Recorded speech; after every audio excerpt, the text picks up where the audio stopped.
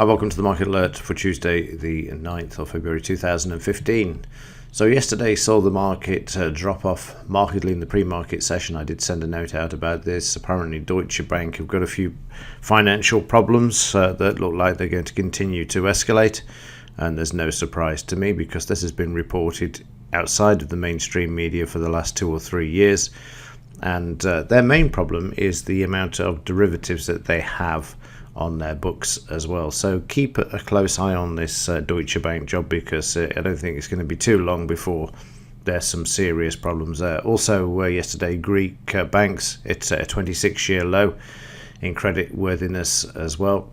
So the whole thing's starting to unravel behind the scenes but not being reported by the mainstream, or rather commentated on, because let's face it, they don't report anything anymore. They don't give you a heads up that these things are coming.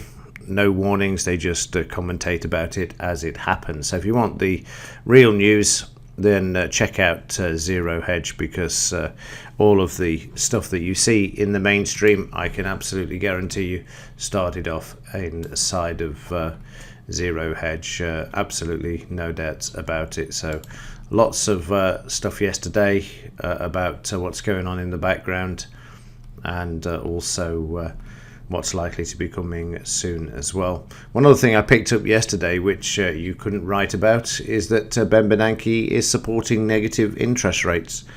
This is from a man who created the majority of the financial problems we're in now, not Yellen, but Bernanke. And also in his biography, he said that the bankers that caused the problem should have gone to prison as well. It's amazing how he changes his tune when he's no longer in the top job at the Fed. But that's another story. Right, yesterday's markets, because of the volatility in the pre-market session, which I will just show you. Let me just load the chart here. That was quite an interesting picture yesterday. The market was very quiet when I recorded the market alert for yesterday morning, and then all of a sudden the market just selling off sharply. And then we'll get to the evening session in just a moment. But let's have a look at the pre-market. You can see there the market falling out of bed when it came to the mainstream's attention that Deutsche Bank had a problem, and then the markets moved sharply lower, as you can see there. Yesterday afternoon we went into the quiet session. No signals in the pre-market, in the official first part of the session between 2:30 and 4:30. So changing the settings to get some signals in the quieter time there, and we had the potential sell signal there. We see the market filling this, and at one point I really thought this was going to come back and move higher, but fortunately the resistance at 15,900 there actually kept the trade short. The market then eventually moving lower and trading down to the 15,850 level, and then continuing slightly lower once more. We had another sell signal that came in there, but we're already short, and as the market drove through there, I moved the initial risk, and what I did here was actually place on a line there to actually take profit should the market come back to the 15,850. And the reason for that is there is a pattern that we have at the moment, had for some time now, that the plunge protection team come out late on in the afternoon, and they're not coming in at 6:30, which is an absolute pain. They're coming in around 3 p.m. New York time, which is 8 p.m. our time, and we'll see that in just a moment. So the market trading down, offering around 50 points at one point there. You can see down to this support. The market having lost 500 in the day. The plunge protection team aren't going to live with that. They want a steady decline in the stock market. They don't want to crash if they can avoid it.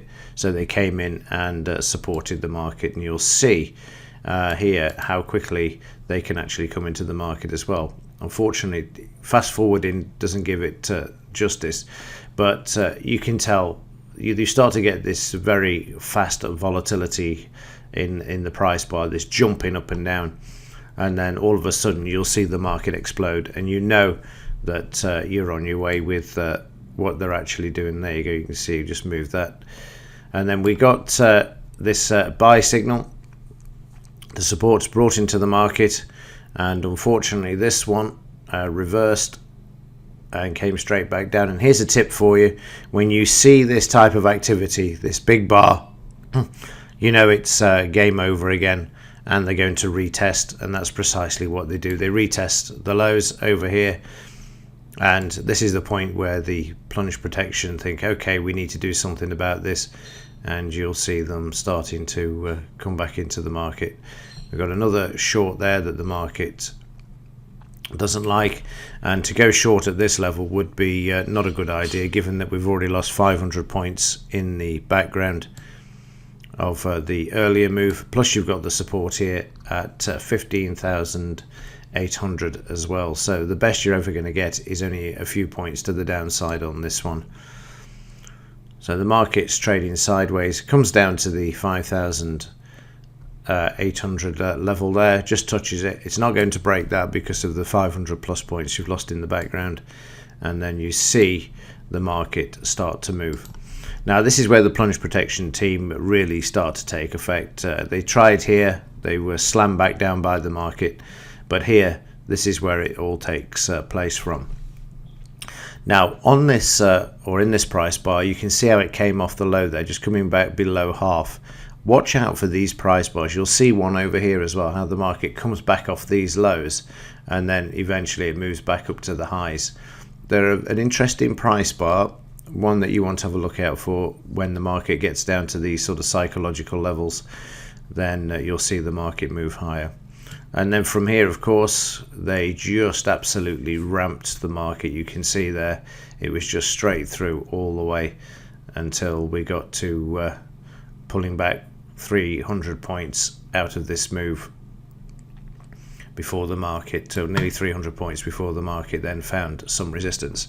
This is not buying. This is not people buying bargains. This is absolute pure manipulation by the Federal Reserve, just moving prices back to the upside. So it looks like it's a controlled demolition as opposed to a crash. And if we have a look in the live version of the software at the moment, you can see complete and utter waste of time. If it was genuine buying, the market would continue, and look where we are. We're given 50% of this move back already as prices once again start to move lower. And they know this. The unraveling of the credit bubbles, the debt bubbles, the housing bubbles, all of the bubbles that have been created during the last 8 years have come to an end. They've all burst, and they're all going to move to the downside, and they just don't want this to happen.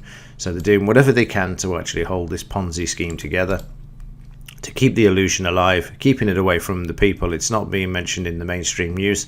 It's just going on in the background. If you look at the daily chart, you can see here that we've got the market now down, even though they tried to bring it up again yesterday. This is just classic manipulation, and we never used to have this. It's only happened in the last 8 years when the central banks took over the manipulation of the global markets. Anybody that doubts that, just go back, do the research, have a look and see what an impact they've had in the markets and the mess they've actually created. And again, it's just a case of time before the whole thing becomes unraveled, as it did in 2008. And funny enough, it started off like this. I was in Australia in 2007 when the first part of the market started falling apart. And then 2008 January, we had another like we saw in January of this year. And then in August, the whole lot imploded.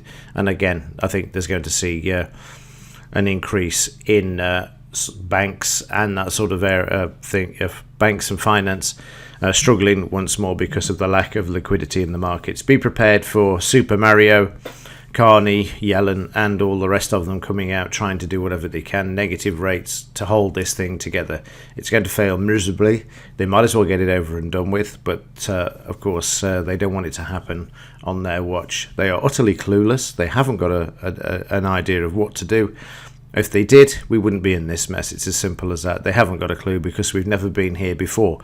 It's a grand experiment that runs into trillions, and it's going to cost us all dearly because of what they've actually done in avoiding the total collapse, or the not letting the banks collapse in 2008 when they should have done, protecting their friends in Wall Street, which they've all swanned off to get jobs in now. Bernanke now is working for a bank. Gordon Brown is working for a bank. I need say no more. So this is the state of the Dow at the moment. Down again on the overnight. 15,872 is the next downside target. News wise, today we haven't got a lot. It's sort of the post non-farm payrolls week when it's fairly quiet. That should give Yellen a chance to see if she can come up with anything other than the excuse of a strong labour market during the next FOMC meeting minutes in the next couple of weeks as well, because it's going to certainly be interesting. I bet she starts talking about negative rates and printing more money shortly. I mean, she can't blame yesterday on China. They're closed until Monday, which is the usual excuse. I notice they're not mentioning there's a problem in the banking sector, so there'll be some other global slowdown or something that we didn't see coming that's causing this problem. So yeah, just a few things out today, 3 p.m. Jolt's job openings, they're forecast to see slightly lower. So, you know, all of this pontification about the strong labour market is the reason for increasing rates. Absolute nonsense. Utter nonsense again. We go and check the figures. There is a website actually where there's an economist who actually collates the correct figures and shows the correct inflation that would be had the central banks not fiddled around with what they used to calculate all of these things with. Again, pure manipulation. When I think of his name, I will put a link in, but very interesting. If you're into data analytics, that type of thing, then Hijimani reports all of what the figures should be. And the only reason the Federal Reserve put up interest rates is because they're painting themselves into a credibility corner. And it was a case of having to make a decision to make it look like they knew what they were doing, when really everybody knows that they haven't got a clue what they're doing. As I said before, if they did, we wouldn't be in this mess. It's not rocket science. It's a fairly simple thing. And again, Baltic Dry Index continues to make new lows, 293, the lowest in history for the Baltic Dry Index. This is the number of ships that are moving goods around the globe. Speaks volumes here, all-time lows 297 of yesterday, 293, down 4 on the overnight market there, so continuing to move lower. Implied volatility jumped yesterday, as you'd expect, given that the market was down 500 points at one point. So again, just to keep in mind that there is a pattern evolving here, that the plunge protection team like to bring the market back up on the late session, the afternoon session for New York, 3 p.m. onwards. It's about the third or fourth time they've done this in the last few weeks. And yesterday they made a damn good job. I don't know how much it costs the taxpayer to do that, but small pennies compared to the trillions that they've wasted since 2008 trying to prop this up anyway. So there you go. That's it for today. I will see you in tomorrow's. If there's anything to report during today, I will let you know. I will be missing in action this evening, won't be trading. And other than that, if there is anything beforehand, I will certainly let you know. Thanks for watching, and also for your support. See you in the next one.